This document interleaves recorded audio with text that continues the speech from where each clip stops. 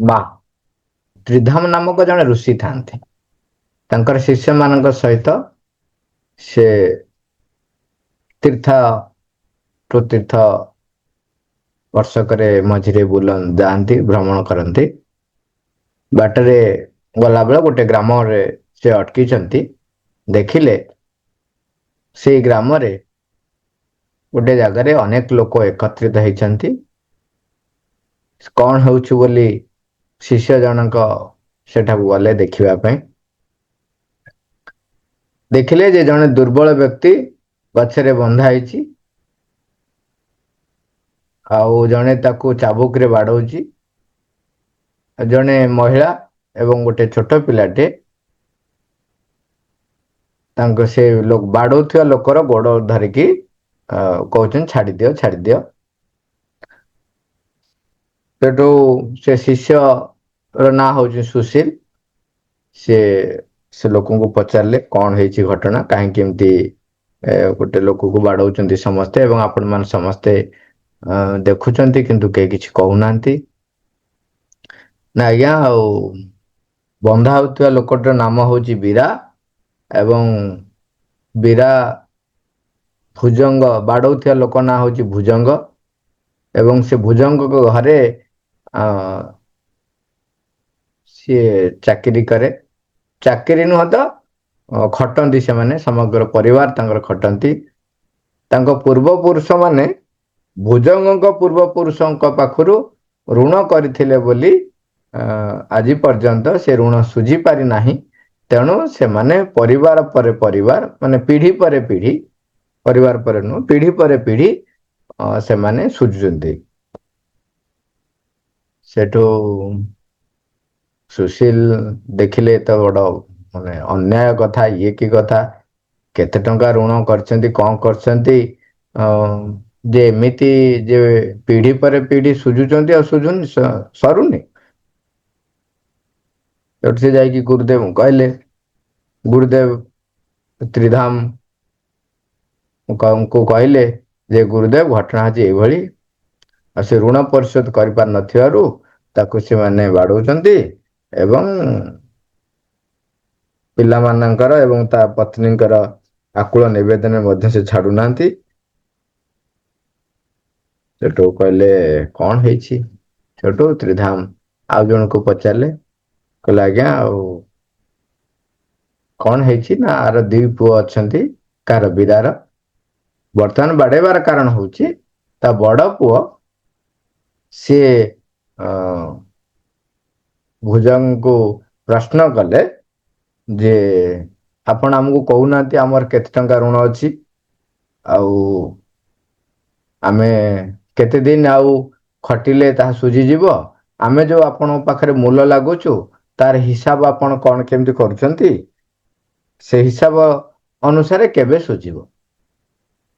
ଧୀରେ ଧୀରେ young generation ଆସିଲା ପରେ ଏ ପ୍ରକାର ପ୍ରଶ୍ନ ବା କୋଶ୍ଚିନ୍ ମାଇଣ୍ଡ ଡେଭଲପ ହୁଏ। ସେ ଯେହେତୁ ପ୍ରଶ୍ନ କଲେ ତେଣୁ ଭୁଜଙ୍ଗ ତାଙ୍କୁ ଗାଳି ଦେଲେ ଏବଂ ପ୍ରଶ୍ନ କରିବାର ତୋର ଏଡେ ସାହସ ହେଇଛି ବୋଲି ତାକୁ ବାଡେଇଲେ। କାହାକୁ? ତାର ବଡ ପୁଅ। ତେଣୁ ବଡ ପୁଅ କଣ ହେଇଛି ନା କାଲି ରାତିରେ ଘରୁ ବାହାରି କୁଆଡେ ପଳେଇଛି ଏବଂ ସେ କାହିଁକି ଯାଇଛି ବୋଲି ଆଜି ମାନେ ସେ ବୀରାକୁ ବର୍ତ୍ତମାନ ଭୁଜଙ୍ଗ ଗଛରେ ବାନ୍ଧି ବାଡଉଛନ୍ତି। ଭାରି ସାହସ ହେଇଗଲାଣି ତମର, ଆଉ ତମେ ପ୍ରଶ୍ନ କରୁଛ, ତେଣୁ ସେ ତାକୁ ବାଡଉ। ଆଶ୍ଚର୍ଯ୍ୟ ହେଇଗଲେ ତ୍ରିଧାମ, କଣ କରିବେ? ଏଇଟାର ସମାଧାନ କଣ କରିବେ? ବର୍ତ୍ତମାନ ଯାହା କହିଲେ ବି ସେ ଶୁଣିବ କି ନ ଶୁଣିବ। ଆଶ୍ଚର୍ଯ୍ୟ ହେଇ କଣ କରିବେ ବୋଲି ଭାବୁଛନ୍ତି, ଏଇ ସମୟରେ ସେ ସୁଶୀଲ ଭିଡ ଭିତରେ ଥାଇ କହୁଛନ୍ତି ଯେ ଆମକୁ କହିବାକୁ ପଡିବ ଏ ଅନ୍ୟାୟ, ଆମକୁ କହିବାକୁ ପଡିବ ଏ ଅନ୍ୟାୟ, ତାର କେତେ ଟଙ୍କା ଋଣ ଅଛି ତୁମକୁ କହିବାକୁ ପଡିବ। ଏମିତି ଯେମିତି ବାରମ୍ବାର ସିଏ ସେଇ କଥାଟିକୁ କହି ଚାଲିଲେ, ଧୀରେ ଧୀରେ ଜନଗହଳି ଭିତରୁ ଗୋଟିଏ ପରେ ଆଉ ଗୋଟିଏ, ଆଉ ଗୋଟେ ପରେ ଆଉ ଗୋଟେ, ଏମିତି ଅନେକ ଲୋକଙ୍କର ସ୍ୱର ଉଠିଲା, ସମସ୍ତେ ସ୍ୱର ଉତ୍ତୋଳନ କଲେ। କେତେ ଟଙ୍କା ଋଣ କହିବାକୁ ପଡ଼ିବ। ଇଏ ଦେଖିକି ବର୍ତ୍ତମାନ ଭୁଜଙ୍ଗ ବ୍ୟସ୍ତ ହେଇ ପଡ଼ିଲା। କାହିଁକିନା ବର୍ତ୍ତମାନ ସାମୂହିକ ଭାବରେ ଲୋକ କହିଲେଣି, କେହି କହୁନଥିଲେ, କହିବାକୁ ସାହସ ପାଉନଥିଲେ। ବର୍ତ୍ତମାନ ଧୀରେ ଧୀରେ ତ୍ରିଧାମ ଆଗକୁ ଆସିଲେ। କହିଲେ, ହେ ଆର୍ଯ୍ୟ, ତୁମେ କୁହ, ତାଙ୍କ ପୂର୍ବପୁରୁଷ ତୁମ ପାଖରୁ କେତେ ଋଣ କରିଥିଲେ? ହିସାବ କୋଉଠି ଲେଖା ଅଛି? ସେ ଏଭଳିଆ ପ୍ରଶ୍ନ କେ ଜଣେ ପଚାରିବେ, ତାର ସାହସ ମାନେ କଣ ଆଶା ନଥିଲା। ପୁଣି ଦେଖିଲେ ଜଣେ ସାଧୁ ଆଗରେ ଠିଆ ହେଇଛନ୍ତି, ତେଣୁ ଆଉ କିଛି କହିପାରିଲେନି, ନୀରବ ରହିଲେ। କହିଲେ, ନାଇଁ, ମୁଁ ତମକୁ ପଚାରୁଛି, କୁହ। ସେଠୁ ଇଏ ଥଟ୍ଟା କରି କହୁଛି, କାଇଁ ଆପଣ ସୁଝିବେ? ସେଠୁ ସାଧୁଟିଏ ଗମ୍ଭୀର ହେଇ କହିଲେ, ତୁମକୁ ମୁଁ ଯେତିକି ପଚାରୁଛି ଆଗ ସେତିକି କୁହ। କେତେ ଟଙ୍କା ସେ ଋଣ କରିଥିଲେ? କୋଉଠି ଲେଖା ରଖିଛ? ତାଙ୍କର କେତେ ପିଢ଼ି ତୁମ ପାଖରେ ଖଟିଲେଣି, ତାଙ୍କର ହିସାବ ରଖିଛ? ଦୈନିକ କେତେ ଟଙ୍କା ତାଙ୍କର ମଜୁରୀ ବାବଦକୁ ତୁମେ ଦବା କଥା, ତାହା ଲେଖି ରଖିଛ? ଇଏ ସବୁ ପ୍ରଶ୍ନ ସେ କେବେ ଭାବିନଥିଲା ଯେ ତାକୁ ପଚରାଯିବ। ତେଣୁ ସିଏ ଟିକେ ଡରିଗଲା, ଆଉ ଥତମତ ପାଟି ଖନି ମାରିଲା। ତ୍ରିଧାମ କହିଲେ, ଦେଖ, ମୋ ପାଖରେ ଗୋଟେ ଅଛି ମୂଲ୍ୟବାନ ଅଳଙ୍କାର, ମୁଁ ତୁମକୁ ଦଉଛି, ଯାହା ମତେ ରାଜା ନିଜେ ପିନ୍ଧେଇଥିଲେ। ରଖ। ଖୋଲିଲେ ତାଙ୍କ ରାଜା ପିନ୍ଧେଇଥିବା ଗୋଟେ ବଳା, ଯୋଉଟା କି ତାଙ୍କ ଗୋଡରେ ପିନ୍ଧେଇଥିଲେ। ଆଗରୁ ଏବେଣି ବି କେହି କେହି ପିନ୍ଧୁଛନ୍ତି। ଆଗରୁ ସବୁ ଗୋଟେ ଏଡେ ମୋଟା ବଳା, ସୁନାର ଏବଂ ଭିନ୍ନ ଭିନ୍ନ ଯାହାର ଦାମିକିଆ ଯେମିତି ପିନ୍ଧନ୍ତି, ଯିଏ ଯେମିତି ଗୋଟେ ବଳା ଗୋଡରେ ଗୋଟେ ପିନ୍ଧନ୍ତି। ରାଜା ତାଙ୍କୁ ଗୋଟେ ମୋଟା ସୁନାର ବଳା ପିନ୍ଧେଇଥିଲେ ଏବଂ ତା ଭିତରେ ଅନ୍ୟାନ୍ୟ ମୋତି ସବୁ ଖଞ୍ଜା ହେଇଥାଏ। ତାକୁ ସେ ଖୋଲିଲେ, ଖୋଲିକିରି ଭୁଜଙ୍ଗ ହାତକୁ ଦେଲେ, କହିଲେ, ଏଇଟା ନିଅ। ଏଇଟାର ଯଦି ହିସାବ କରିବ, ଆର ମୂଲ୍ୟ କେତେ ହବ ଜାଣିଛ? ଆର ମୂଲ୍ୟ ଏମିତି ହବ ଯେ ତୁମେ ଏଠି 100 ଜଣ ଲୋକଙ୍କୁ ମୁଁ କିଣିପାରିବି। ଏଇଟା ମତେ ରାଜା ନିଜେ ଦେଇଥିଲେ, ତେଣୁ ଏଇଟା ଖାଣ୍ଟି ସୁନା। ଆକୁ ନିଅ। ଆଜିଠାରୁ ସେ ତୁମ ଠାରୁ ଋଣମୁକ୍ତ ହେଲେ। ଆଉ କେବେ ବି କୌଣସି ପରିବାରକୁ ପୂର୍ବପୁରୁଷ ମାନେ ଋଣ କରିଛନ୍ତି ବୋଲି ଯଦି ତୁମେ କାହାରିକୁ ବି ତୁମ ପାଖରେ କ୍ରୀତଦାସ କରି ଖଟେଇବା ପାଇଁ ଚିନ୍ତା ବି କରିବ, ମୁଁ ରାଜାଙ୍କୁ ଜଣାଇଦେବି। ଏଇ ଆଦେଶ ଭଳି ତାଙ୍କୁ ଲାଗିଲା ଭୁଜଙ୍ଗକୁ। ସେ ଡରି କରି ସେଇ ଅଳଙ୍କାରଟିକୁ ଧରି ଚାଲିଗଲେ ଏବଂ ସମସ୍ତେ ଭିଡ଼ ଭିତରୁ ସମସ୍ତେ ଆସି ସାଧୁଙ୍କୁ ପ୍ରଣାମ କରିବାରେ ଲାଗିଲେ। ପ୍ରଣାମ କରି ସାରି ଗଲା ପରେ ସାଧୁ ତ୍ରିଧାମ ବୀରାର ପରିବାର ପାଖକୁ ଗଲେ ଏବଂ କହିଲେ, ମୁଁ ସହରରେ ପହଞ୍ଚି ରାଜାଙ୍କର ଲୋକଙ୍କ ସାହାଯ୍ୟ ନେଇ ତୁମର ପୁଅକୁ ମୁଁ ଖୋଜିବି। ତୁମେ ବ୍ୟସ୍ତ ହୁଅ ନାହିଁ। ଏବେ ତୁମେ ଋଣମୁକ୍ତ ହେଲ ଏବଂ ନିଜେ ପରିଶ୍ରମ କରି ନିଜ ପରିବାରର ଗୁଜୁରାଣ ମେଣ୍ଟାଅ। ସୁଶୀଲ ଏଇ ଘଟଣା ବିଷୟରେ ଚିନ୍ତା କରୁଥାଏ।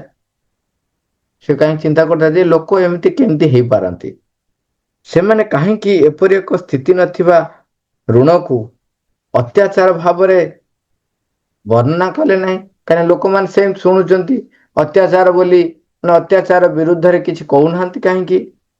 ପିଢ଼ି ପରେ ପିଢ଼ି ବିତିଗଲା, ଋଣର କୌଣସି ଖାତା ମଧ୍ୟ ନାହିଁ।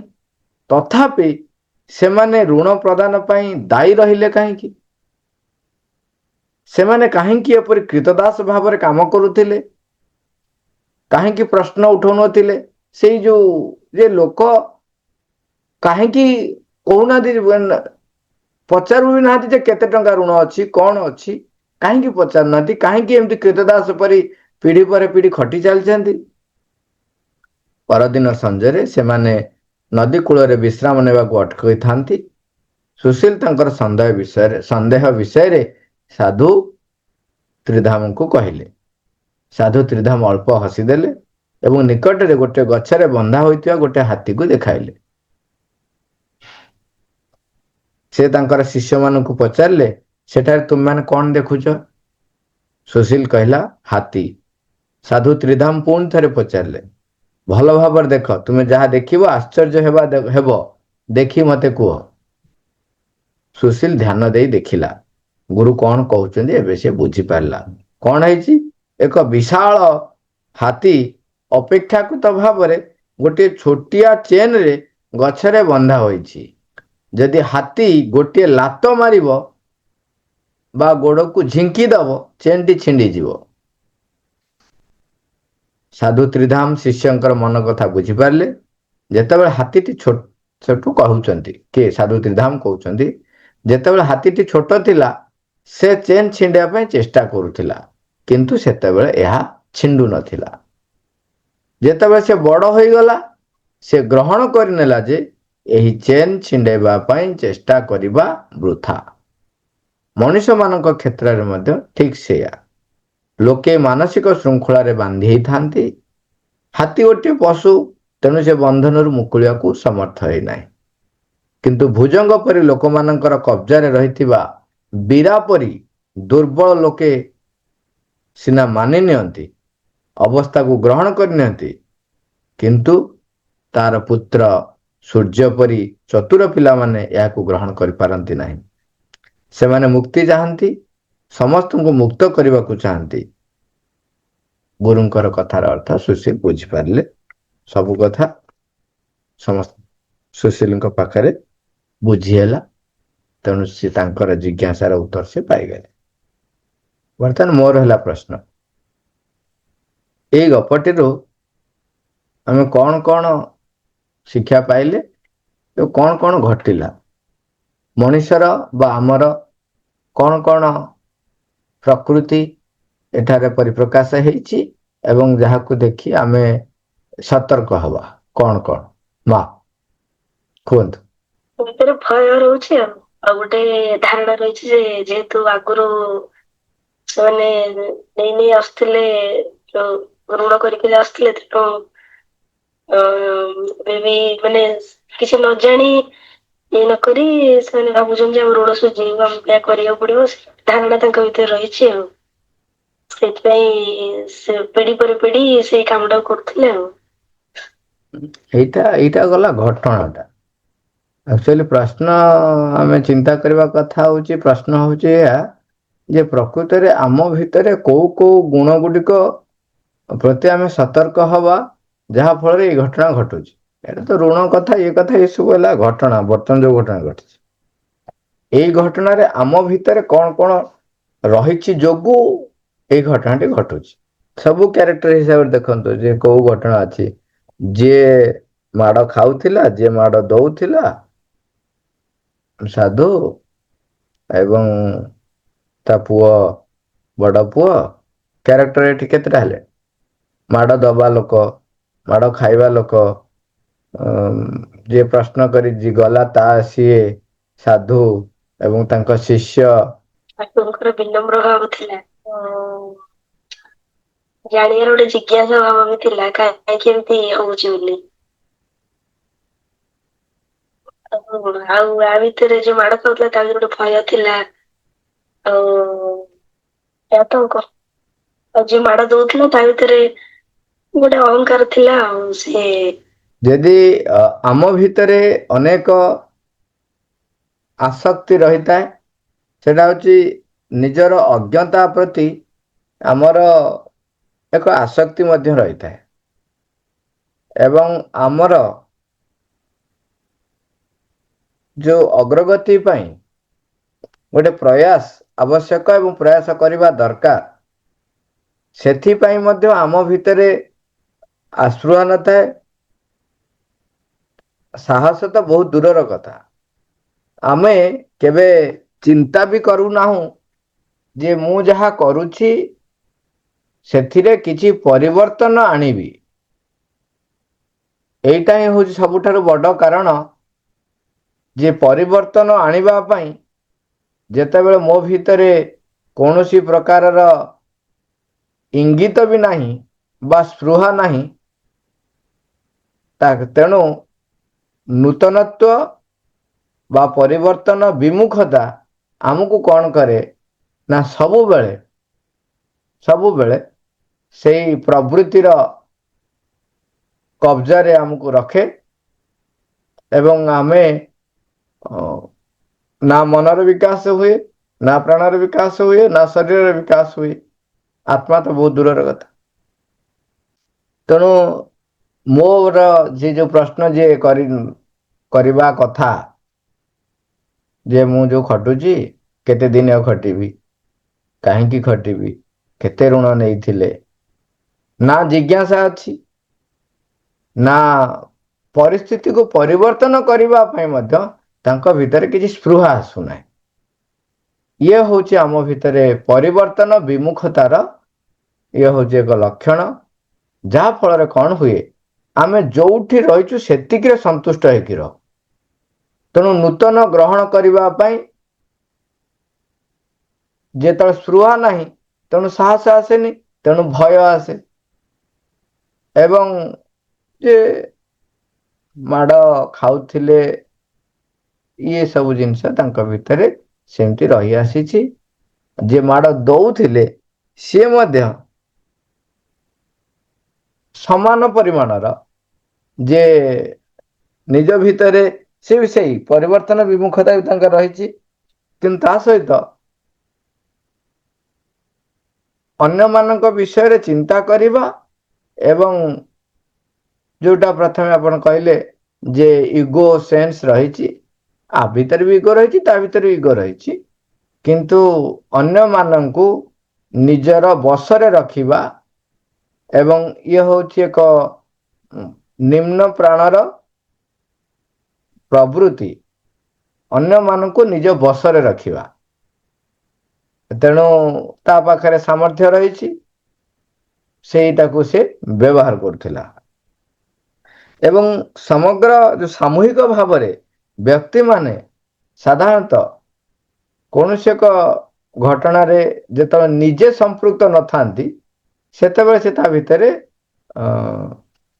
ମୁଣ୍ଡ ପୁରାନ୍ତି ନାହିଁ।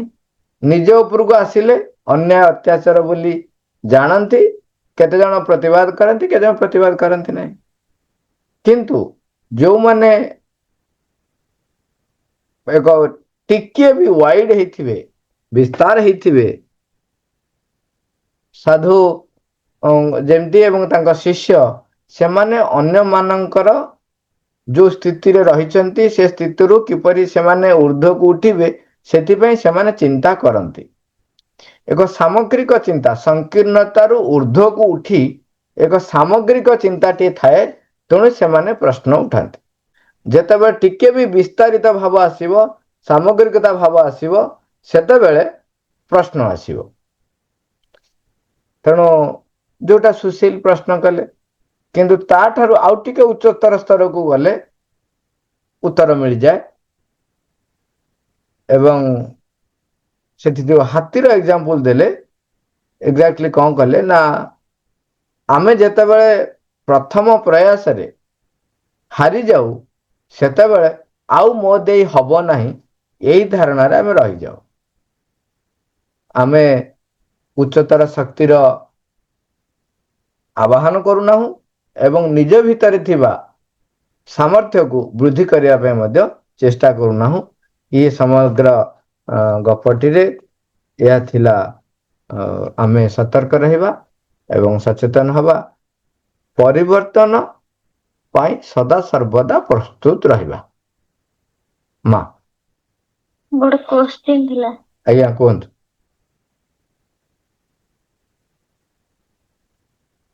ଏ ଯୋଉ ପିଲାଙ୍କ ପାଖରେ କହନ୍ତି, ପିଲା ଯେ ବଡଙ୍କୁ ଦେଖିକି କହିବି ଯାହା ତମେ କରିବ। ଯୋଉ ପାଟି କରିବା ହଉଛି, ପାଟି ଆମେ ତ କାହିଁ ଚୁପ୍ ହେଲା ବେଳକୁ ମୋ କଥା କହୁଛୁ, ପିଲା କାହିଁ ଚୁପ୍ କରୁନାହାନ୍ତି। ଦେଖ,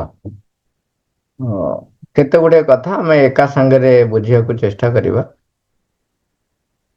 ଆମେ ସମସ୍ତେ ଅନ୍ୟକୁ ଅନୁକରଣ କରିଥାଉ। ସାଧାରଣତଃ ଅନୁକରଣ କରି ଅନେକ ଜିନିଷ ଶିଖିଥାଉ।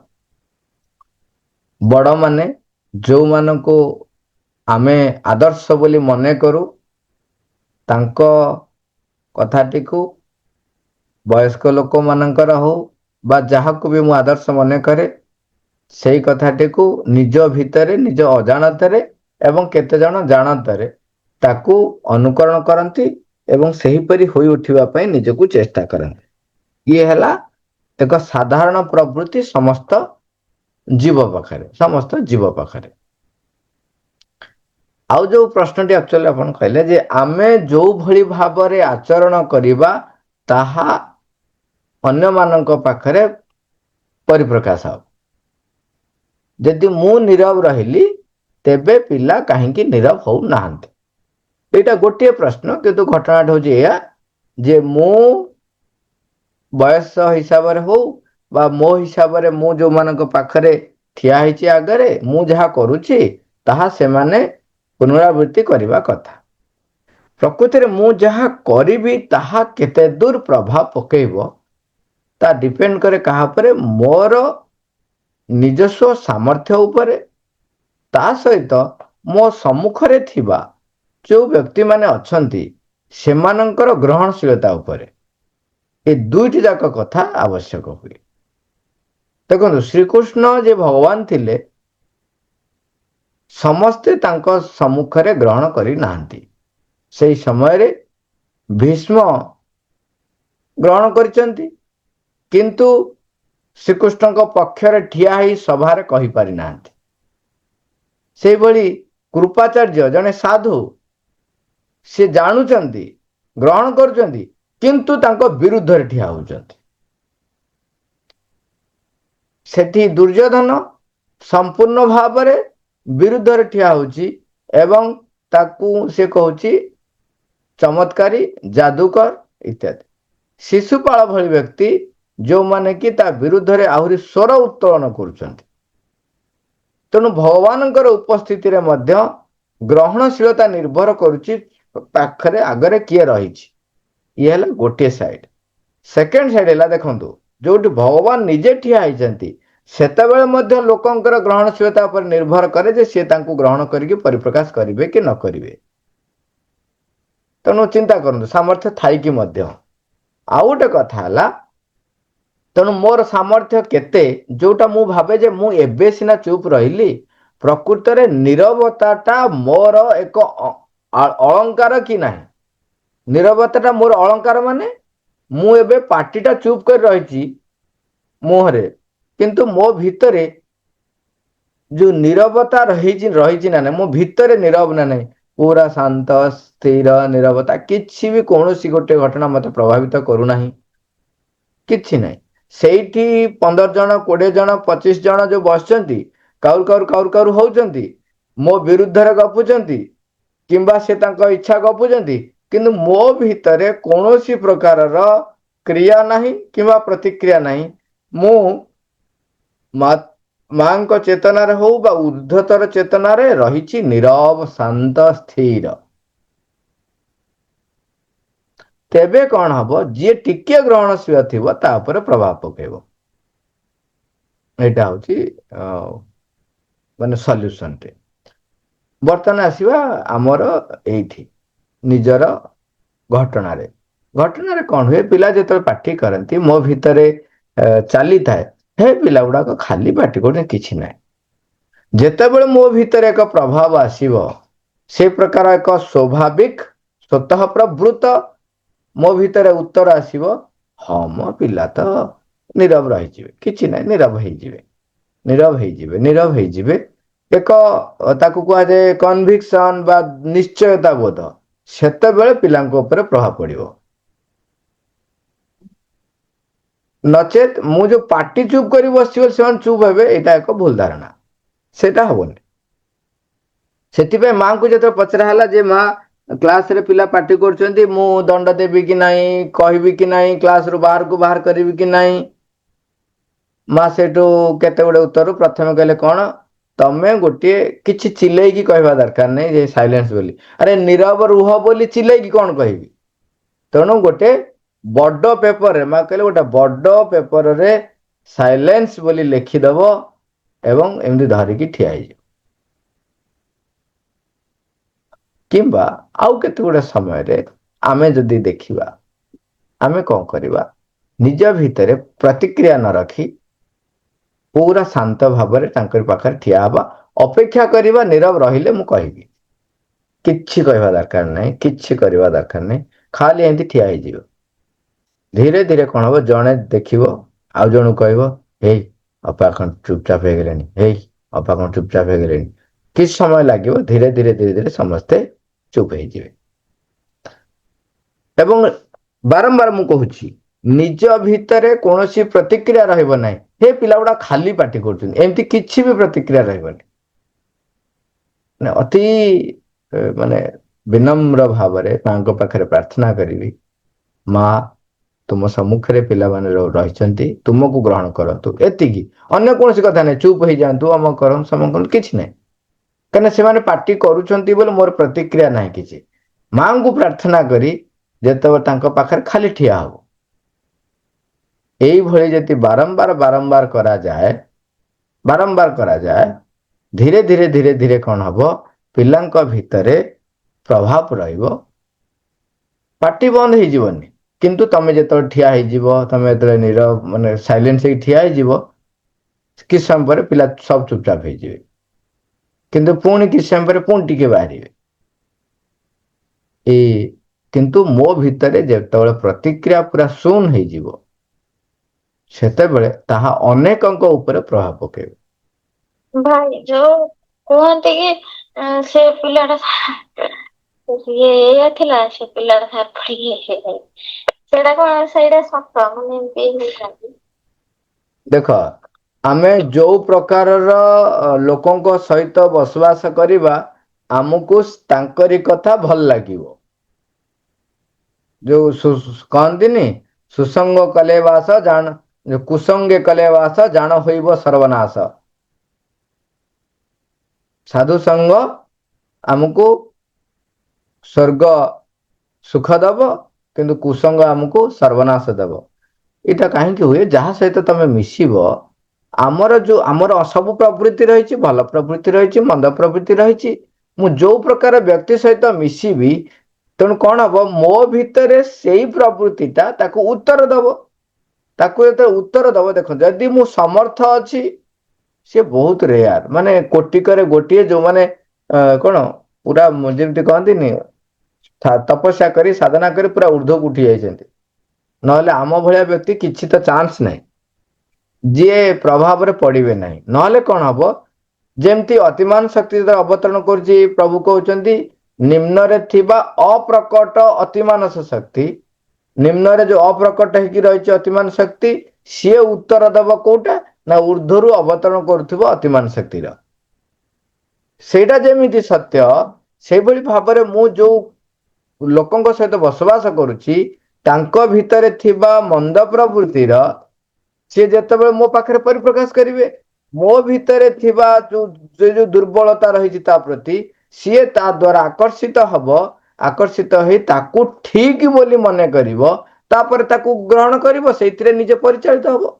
ତେଣୁ ଯାହା ଯୋଉ ଭଳିଆ ଲୋକଙ୍କ ସହିତ ମିଶିବ, ନିଶ୍ଚୟ ସେମିତିଆ ଧୀରେ ଧୀରେ ଧୀରେ ଧୀରେ ପ୍ରଥମେ ତମେ ଅଜାଣତରେ ହବ, ତାପରେ ତମେ ତାକୁ ଠିକ ବୋଲି ମନେ କରି ତାକୁ ଗ୍ରହଣ କରିବ। ଇଏ ଗୋଟେ ବିରାଟ କାୟ କଥା। ନିଶ୍ଚୟ ନିଶ୍ଚୟ।